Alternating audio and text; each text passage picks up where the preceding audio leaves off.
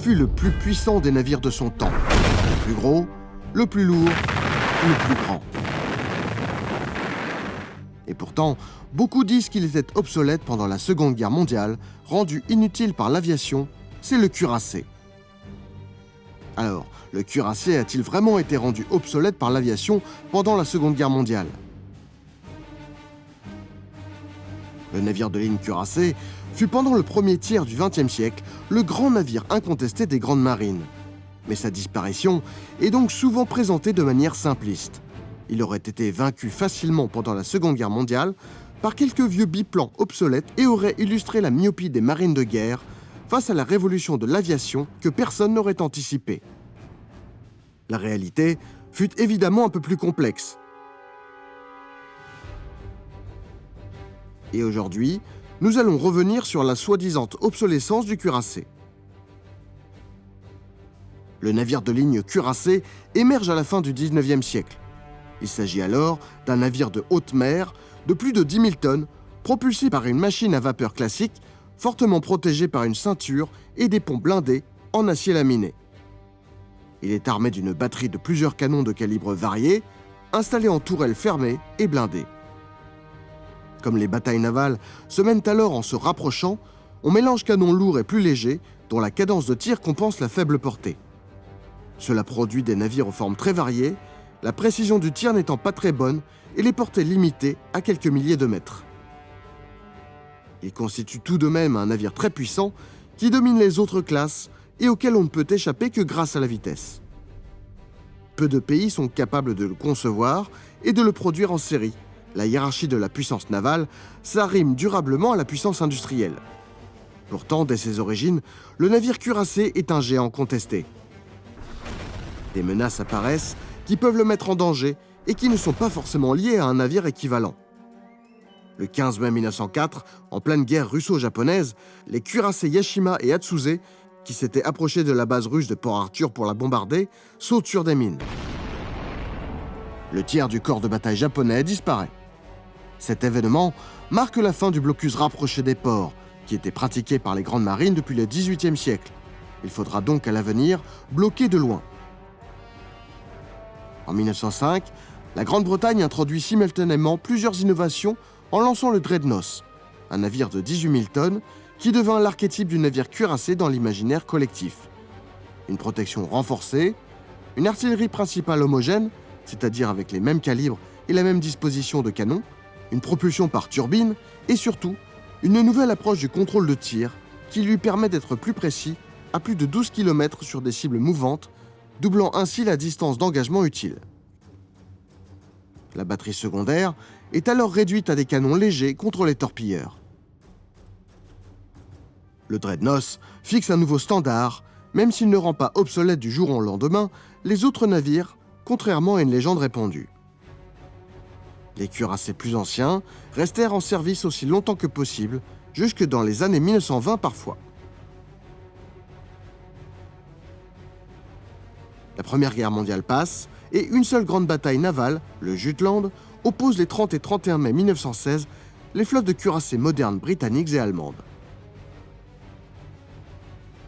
Même si plusieurs autres engagements plus petits eurent lieu, c'est cette bataille qui marque l'histoire. Cette guerre confirme la domination du cuirassé sur les autres navires de surface, mais aussi sa vulnérabilité aux mines et aux torpilles. Le 18 mars 1915, lors de l'opération des Dardanelles, par faute d'un déminage insuffisant, les cuirassés britanniques Irrésistible et Océan et le français Bouvet sont coulés par des mines et 3 autres gravement endommagés. Les 25 et 27 mai 1915, près de Gallipoli, toujours dans le cadre des opérations contre la Turquie, les cuirassés britanniques Triomphe et Majestic sont envoyés par le fond par le sous-marin allemand U-21. Même si les navires coulés aux Dardanelles étaient anciens, personne ne pense alors à dire que les cuirassés sont obsolètes, car de grosses unités ont été détruites par des petites mines et des sous-marins. Cependant, on prend conscience que les forces navales doivent prendre au sérieux les menaces qu'on pourrait qualifier d'asymétriques. L'escorte des navires de ligne ne fera que se renforcer dans les années suivantes. Entre les 2 guerres mondiales, les grandes nations ruinées par le conflit observe d'abord une pause dans la construction navale à la faveur de la reconstruction et des accords de Washington signés en 1922. Cependant, les unités les plus récentes sont modernisées pour tenir compte des enseignements du conflit.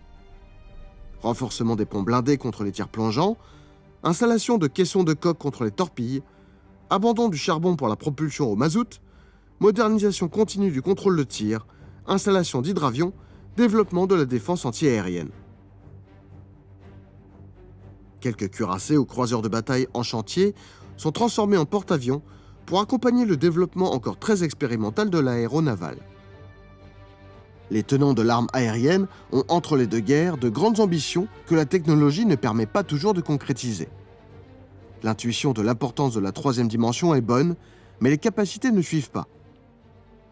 Le bombardement organisé aux États-Unis par le général Mitchell est ainsi l'occasion d'une importante opération de propagande. Le 21 juillet 1921, 6 vagues de bombardiers américains attaquent l'ancien cuirassé allemand Ostfriedland.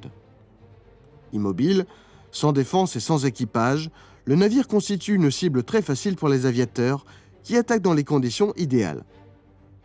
La plupart des bombes le ratent néanmoins, tant les moyens de ciblage sont primitifs. Le navire encaisse une quinzaine de bombes sans trop de dommages et fut coulé par les explosions de bombes tombées à l'eau le long de la coque. Si l'US Navy considéra que cette expérience était peu représentative, elle fut abondamment instrumentalisée par Mitchell et ses partisans pour attaquer le cuirassé, ce navire qui coûte si cher en finances publiques, dans un contexte de post-guerre et de bataille pour les budgets. Pourtant, malgré 20 ans de progrès réels de l'aéronavale, aux États-Unis, au Royaume-Uni et au Japon principalement, en 1939, le cuirassé est toujours au cœur des grandes marines. Tous sont conçus autour du même concept, dérivé du dreadnought. Des navires de 25 à 40 000 tonnes, portant une ceinture cuirassée de plusieurs dizaines de centimètres d'épaisseur, propulsés par des turbines à vapeur, à des vitesses de l'ordre de 20 à 30 nœuds, et armés de 2 à 4 tourelles, munis de plusieurs tubes, doubles, triples ou quadruples. Le rôle central du cuirassé est avant tout de détruire les navires ennemis pour gagner la supériorité navale sur un théâtre. Il doit gagner la bataille navale décisive que la plupart des marines mettent au centre de leur pensée stratégique. Entre les deux guerres mondiales, les forces d'escorte évoluent beaucoup, les croiseurs lourds prennent une place importante, de même que les destroyers aux batteries de torpilles sans cesse plus importantes. Personne ne songe à retirer les cuirassés du service, ils demeurent au centre des forces navales qui se complexifient au-dessus de la surface, sous la mer et dans les airs. En 1939, l'aviation de combat en mer est encore très limitée à un rôle de reconnaissance et d'aide au tir. Les avions doivent permettre de localiser l'adversaire ou d'empêcher les avions adverses de localiser la flotte amie, puis ils participent à la correction du tir en observant les points de chute des salves d'obus, en transmettant leurs observations par radio. Les bombardiers en piqué et les avions torpilleurs sont récents et perçus comme une force d'appoint. Les puissances continentales européennes ne pensent pas avoir vraiment besoin de porte-avions près de leurs côtes. La France ne dispose que du Béarn, un cuirassé converti, aux performances très modestes et qui sert surtout à expérimenter.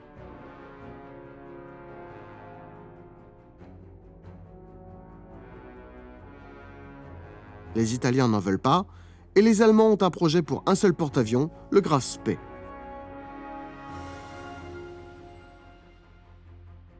La construction des vrais premiers porte-avions français conçus comme tels, le Joffre et le Painlevé, furent votés en 1938, mais ne furent pas construits à cause des événements tragiques de 1940. De fait, les premiers engagements de l'aviation contre les navires de ligne sont très médiocres. Le bombardement en haute altitude de navires en marche se révèle notamment systématiquement décevant. Le 9 juillet 1940, 72 bombardiers italiens attaquent une force anglaise centrée sur le porte-avions Ark Royal et les 3 cuirassés Warspite, Malaya et Royal Sovereign.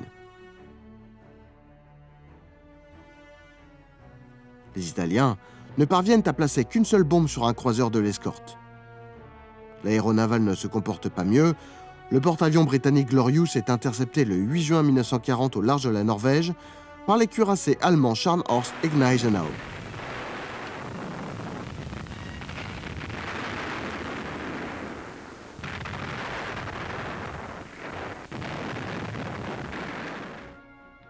Ces deux mêmes cuirassés allemands parvinrent à traverser la Manche vers la mer du Nord en février 1942 pour entrer de Brest en Allemagne.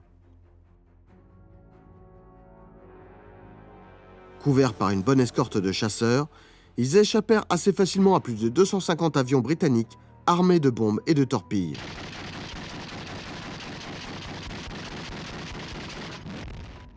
On a surtout retenu quelques événements spectaculaires qui illustraient la faiblesse du cuirassé.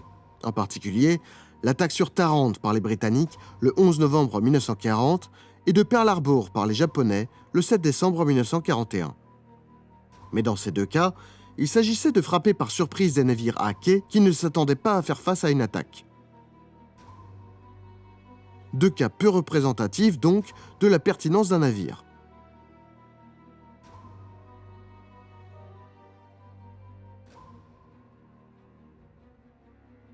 Le cas japonais est très intéressant. Le Japon a très tôt cru dans l'importance de l'aéronaval. La marine impériale japonaise dispose fin 1941 de la meilleure force du monde, le Kido Butai, organisée autour de 6 porte-avions modernes et de cuirassés rapides d'escorte. Ils embarquent des avions très avancés et les pilotes les plus entraînés au monde. Mais le cœur du corps de bataille japonais reste constitué de cuirassés et le Japon investit d'énormes moyens dans les plus grands cuirassés du monde, le Yamato et le Musashi. Le Japon impérial compte sur son aéronaval pour avoir un effet crucial dans les vastes étendues du Pacifique, mais continue de planifier une bataille décisive devant être menée en grande partie par les cuirassés jusqu'à la fin de la Seconde Guerre mondiale. En Asie comme en Europe, la vulnérabilité des cuirassés à l'aviation pendant la Seconde Guerre mondiale a été très variable, même en excluant la surprise. La destruction des navires de ligne britanniques Repulse et Prince of Wales par l'aviation japonaise est souvent évoquée comme une preuve de la vulnérabilité des cuirassés face à l'aviation. Le 10 décembre 1941, 88 bombardiers bimoteurs japonais parvinrent en effet à éliminer les deux navires. Mais des problèmes de coordination les avaient laissés sans un seul chasseur d'escorte. Le Prince of Wales fut rapidement victime d'une torpille qui ralentit sa vitesse et qui coupa son électricité, paralysant ainsi sa DCA. Mais le Repulse résista longtemps malgré une DCA insuffisante grâce à sa maniabilité, sa vitesse et au professionnalisme de son équipage. La force japonaise était constituée d'hydravions de reconnaissance et de bombardiers bimoteurs très fragiles. Ils devaient s'aligner au ras de l'eau à basse vitesse pour larguer leurs torpilles. Dans cette configuration, même une demi-douzaine de chasseurs auraient pu faire une différence importante et même une DCA moderne qui ne tombe pas en panne. La guerre navale est un sport d'équipe et des navires de valeur comme les cuirassés doivent évidemment être escortés.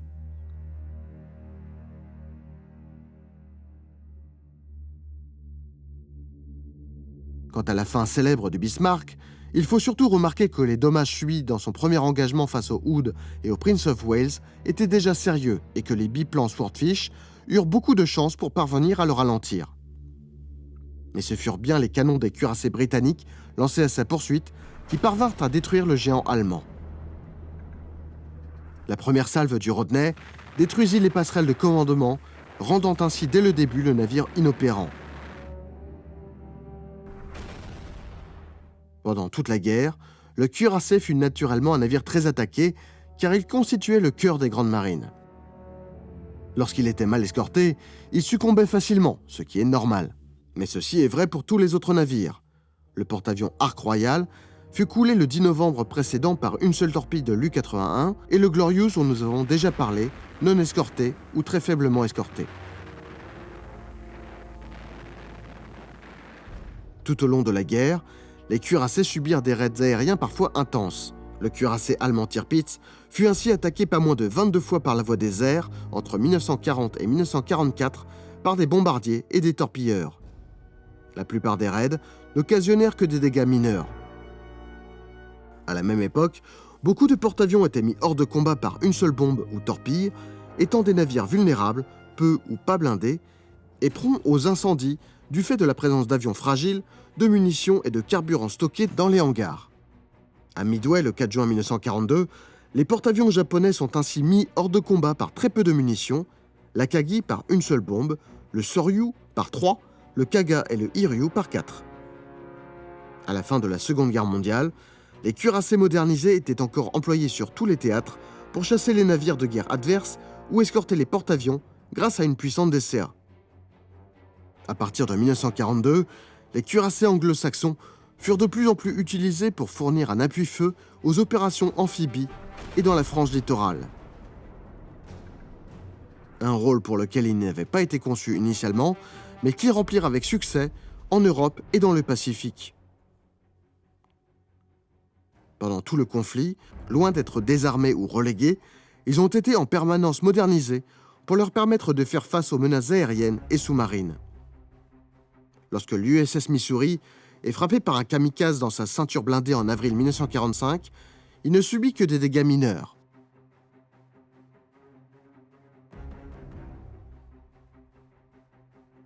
À la même période, le porte-avions Franklin avait presque été coulé par une attaque aérienne mineure qui fit environ 800 morts un mois plus tôt. Je vous renvoie à cette histoire incroyable que j'ai déjà racontée en détail.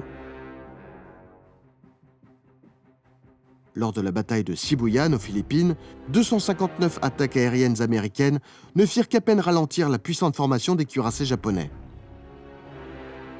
En Norvège, à Malte ou dans le Pacifique, l'aviation a en réalité toujours échoué contre une force navale constituée et disciplinée, c'est-à-dire évoluant ensemble en fonction de la menace.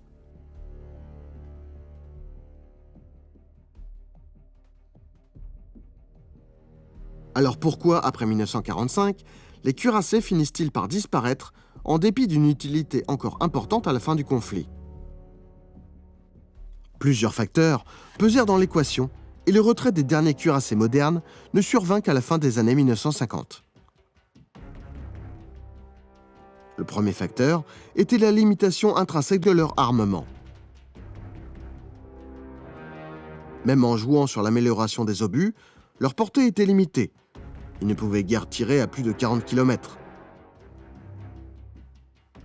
Face à cette limite, un groupe aérien de porte-avions était capable de frapper à des distances 10 à 20 fois plus importantes. Et les porte-avions étaient capables de faire évoluer leur groupe aérien très facilement. L'USS Midway commença sa carrière en 1945 avec des avions à piston conçus à la fin des années 1930 et la termine en 1991 avec des jets supersoniques F-18 Hornet. Même modernisé, le cuirassé Iowa ne pouvait changer de canon. La protection blindée des cuirassés fut également, après 1945, jugée bien moins pertinente. Avant la Seconde Guerre mondiale, seul un obus de gros calibre ou une torpille pouvait les endommager. Mais l'invention des charges creuses et des missiles guidés changea complètement l'approche de la protection en mer. À partir de 1960, il fut compris qu'un simple patrouilleur pouvait emporter une salve de missiles qui pourrait perforer sans peine toute ceinture cuirassée. Cette même année, la Royal Navy retira son dernier cuirassé, le HMS Vanguard, qui n'avait que 14 ans. Un an plus tard, la France retira le Jean Bart.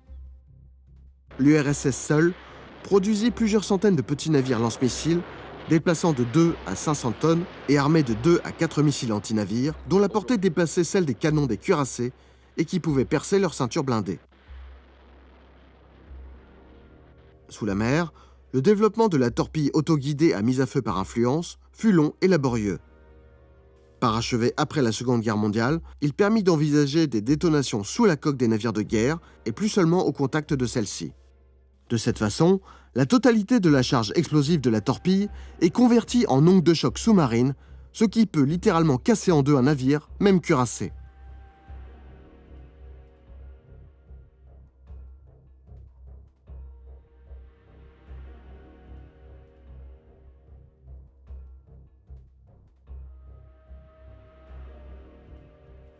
Enfin, les navires cuirassés étaient d'énormes machines, très complexes, coûteux à entretenir et qui nécessitaient 1000 à 2500 hommes d'équipage.